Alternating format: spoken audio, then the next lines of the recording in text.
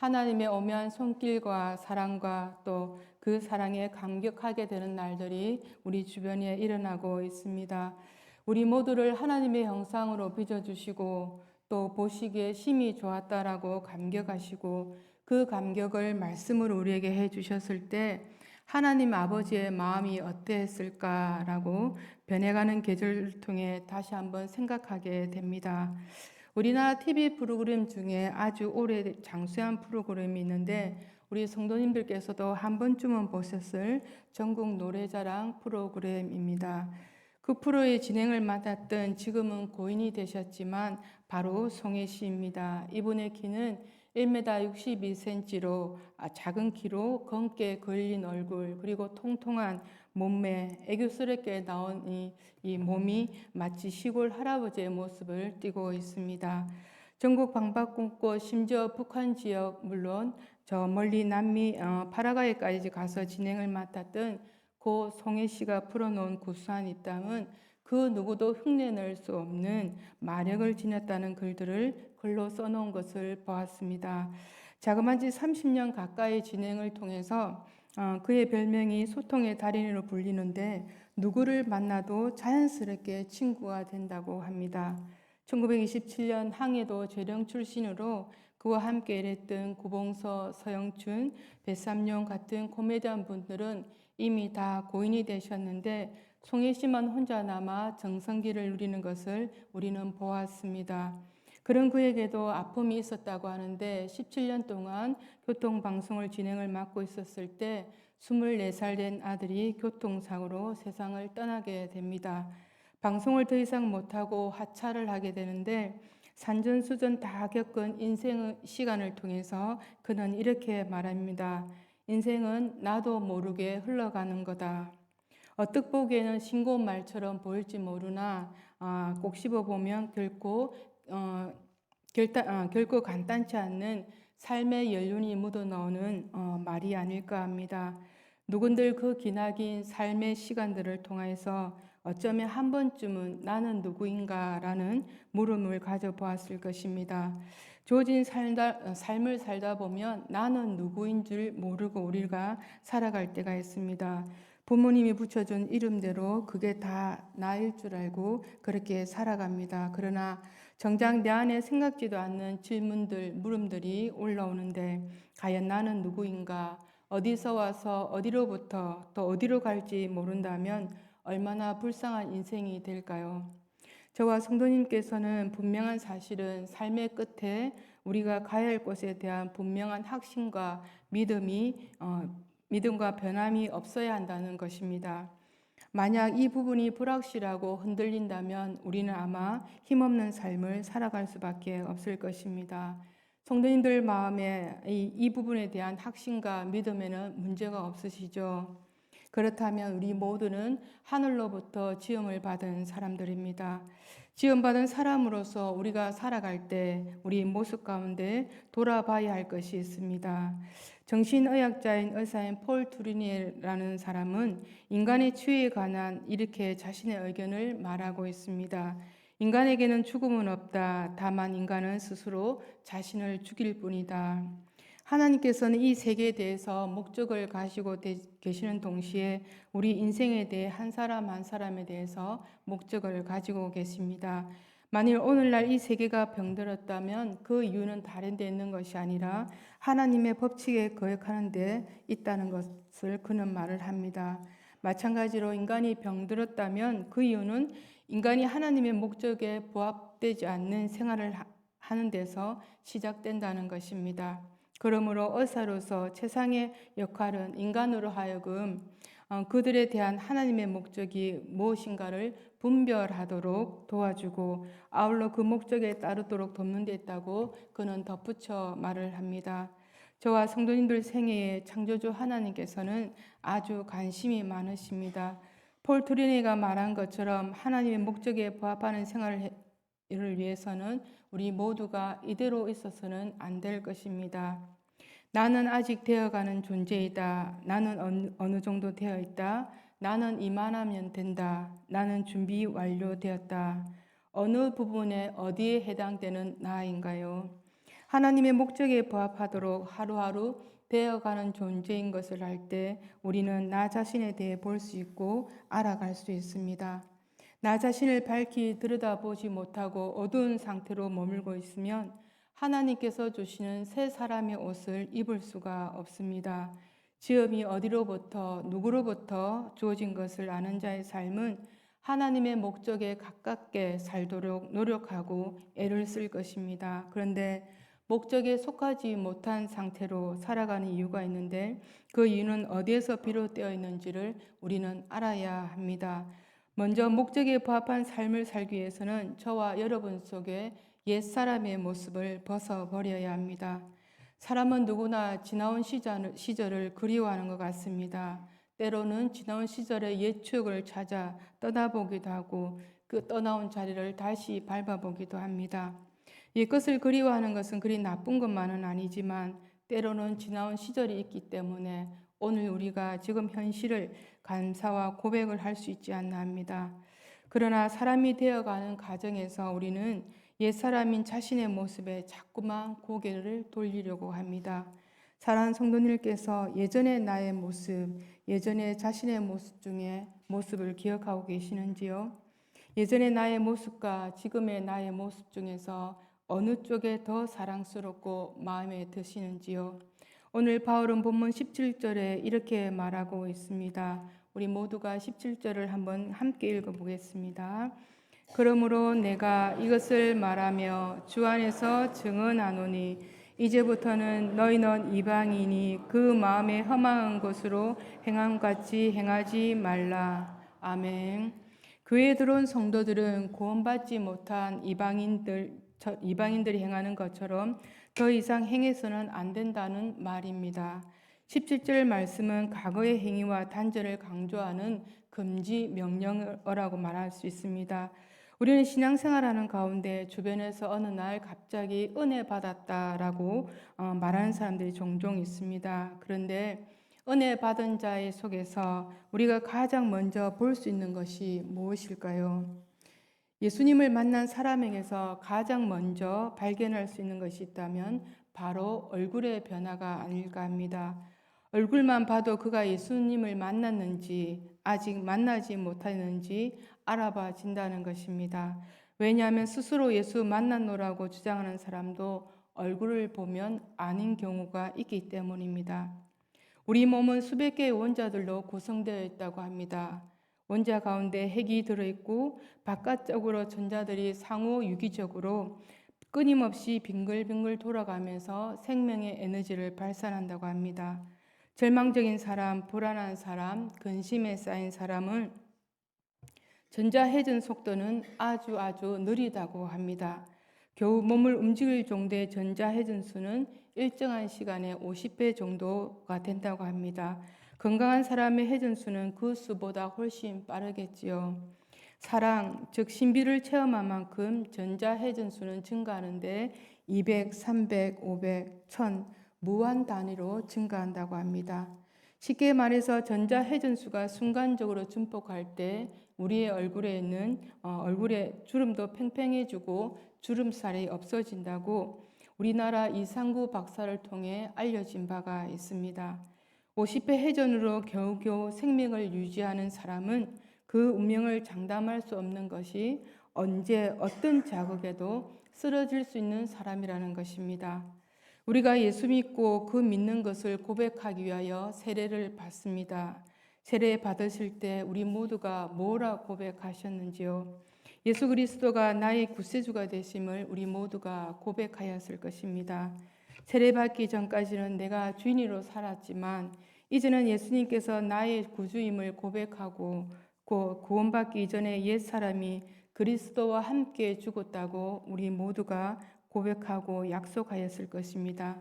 그런데 하나님을 떠난 생명이 있다고 하는데 어떤 자일까요? 바로 마음이 굳어짐으로 말미암아 하나님의 생명에서 떠났다고 바울은 말하고 있습니다. 무릇 지킬 만한 것보다 더욱 내 마음을 지키라. 생명의 근원이 이에서 남이라고 잠언의 말씀이 떠오릅니다. 성도는 그리스도 안에서 새 생명을 얻어 살아가고 있으나 하지만 아직까지도 죄에 넘어지고 또 넘어지는 연약함이 우리 안에 남아 있습니다. 이런 점에서 우리가 겉으로는 그리스도인이지만 실제 생활에서는 신앙이 없는 사람으로 살아갈 때가 얼마나 많은지 모릅니다. 무엇이 나를 신앙인임에도 불구하고 신앙인답지 못하게 살아가게 하는지, 무엇이 나를 나대지 못하게 만들고 있는지 우리는 알아야 합니다. 그것을 알아내지 못할 때 우리는 항상 그 부분에 걸려 넘어지고 또 걸리고 있습니다. 더 이상 앞으로 전진하지 못할 때 우리의 마음은 이미 굳어져 있습니다. 마음에 새긴 장애와 흠집은 육체의 상처와도 같다. 상처를 치료하려고 가능한 모든 방법을 동원하지만 흉터는 여전히 남는다라고 로스 푸꾸라는 사람이 이런 말을 남겼습니다. 예수님의 제자 중에 우리는 유다를 잘 알고 있습니다. 유다는 다른 제자들과 똑같이 예수님과 함께 생활하고 예수님의 삶을 보고 예수님의 행적을 보았던 사람입니다. 예수님이 어떤 분이라는 것을 잘 알고 있는 유다가 왜 하필 예수님의 제자 중에 모든 사람들의 기억 속에 예수님을 판자로 남아 있을까요? 요한복음 13장 2절에는 마귀가 벌써 시몬의 아들 가룟 유다의 마음에 예수를 팔려는 생각을 넣었다라고 했습니다. 마음에 그 생각이 들어오자 그대로 행한 사람이 가룟 유다입니다. 결국 유다는 자신의 마음을 지키지 못하였고 들어온 생각을 허용하고 나니 허용하고 날 때 행동은 자연스럽게 따라왔던 것입니다. 뭔가 다 되었다고 생각하였을 것입니다. 이것이 다일 거라고 여겼을 것입니다. 정신을 차리고 보니 유다 자신도 자신을 인정하지 못했습니다. 갈라디아의 말씀처럼 내가 그리스도와 함께 십자가에 못 박혔나니 이제는 내가 사는 것이 아니요 오직 내 안에 그리스도께서 사신 것이라고 고백하며 우리는 그리스도 안에서 새로운 피조물이 되었습니다. 새로운 피조물로 우리는 덧입혀 주셨는데 옛 시간, 옛 모습에 자꾸만 마음이 돌아갑니다. 오늘 19절 말씀에 이런 말씀이 있습니다. 감각이 없는 자 되어 라고 나와 있는데 이것은 하나님 앞에 두려움이나 부끄러움을 느낄 줄 모르는 자를 가리키는 말입니다. 사도 바울은 굳어진 피부를 가리키는 이 단어를 굳어진 마음에 적용하고 있습니다. 하나님의 형상을 따라 지원받았으므로 우리는 어떤 사람들을 기본적인 양심은 다 있게 마련입니다. 그러나 습관적으로 반복적으로 지은 죄를 통하여 오히려 기뻐하고 좋아하고 또 결국에는 죄에 대해 수치심이나 고통조차 느끼지 못하게 된다는 것입니다. 이 세상에 수많은 사람들이 섞여 살아가고 있습니다. 그 중에 생명을 소유한 자와 소유하지 않는 자가 구별되는 날이 있는데 바로 주일이 아닐까 합니다. 누가 바랄 것도 없이 주일이며 생명이 있는 자는 마음과 생각을 발길을 교회로 돌립니다. 그러나 생명이 있으나 굳어진 마음을 가진 자는 자신의 기쁨을 위해 마음과 발길을 들로 산으로 옮깁니다. 우리는 예배만 잘 드려도 나의 옛날의 모습은 벗어집니다. 나의 생각을 빼고 나의 잣대를 다 내려놓고 오직 하나님과 나 사이에 예배만이 남아있을 때 우리에게 변화는 찾아올 거라고 믿습니다. 내가 변하지 아니할지라도 하나님의 영이 하나님의 성령이 나를 만져주시고 나를 다듬어 가 주실 것입니다. 그런데 신앙의 횟수가 늘어갈 때마다 우리의 모습 속에서 하나님의 형상이 나타나야 하는데 신앙의 해가 거듭할수록 나를 나타내고자 하는 마음과 모습이 자꾸만 커져만 갑니다. 삶 여기저기에 내 모습이 아닌 나를 통한 예수 그리스도의 형상이 그리스도의 은혜와 사랑이 드러나야 하는데 수없는 예배를 드림에도 불구하고 여전히 옛 모습으로 가정에서 공동체에서 비추어지고 있습니다. 오늘 우리는 귀한 시간을 내어 우리 모두가 이 예배 자리에 있습니다. 사람 앞에서 예배가 아니라 하나님 앞에서 예배를 드릴 때 내가 알지 못하는 나의 모난 부분까지 하나님께서 만져주실 거라고 믿습니다. 사랑하는 성도 여러분, 하나님 앞에 드려지는 예배는 살아있고 생명력 있는 예배여야 합니다. 살아있고 생명력이 담긴 예배를 우리 모두가 드릴 때 우리의 모습 가운데 예전의 모습, 옛 모습은 벗어버리고 새 사람을 입는 모습이 저와 여러분들 가운데 남아 있을 것입니다. 선교 100년의 역사 속에 천만 성도를 자랑할 때가 있었습니다. 이 땅의 기독교는 외적인 성장에 비해서 사회에 미치는 영향력이 미비한 상태에 있다고 말들 하였습니다. 이러한 사실은 신앙이란 언어의 고백이 아니라 삶의 변화된 모습에 있어야 함을 단적으로 보여주는 예입니다. 하나님을 믿는다는 것은 지식적인 인식이 아니라 자신의 삶을 하나님께서 원하시는 모습으로 변화시키는 것을 말합니다.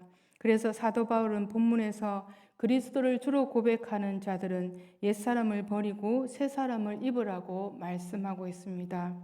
성도들은 개인주의가 강하게 되면 신앙생활에서 형식적인 부분에 치우치게 되는데 요즘 사람들은 자신에게 관심을 가져주는 것조차 부담스러워합니다.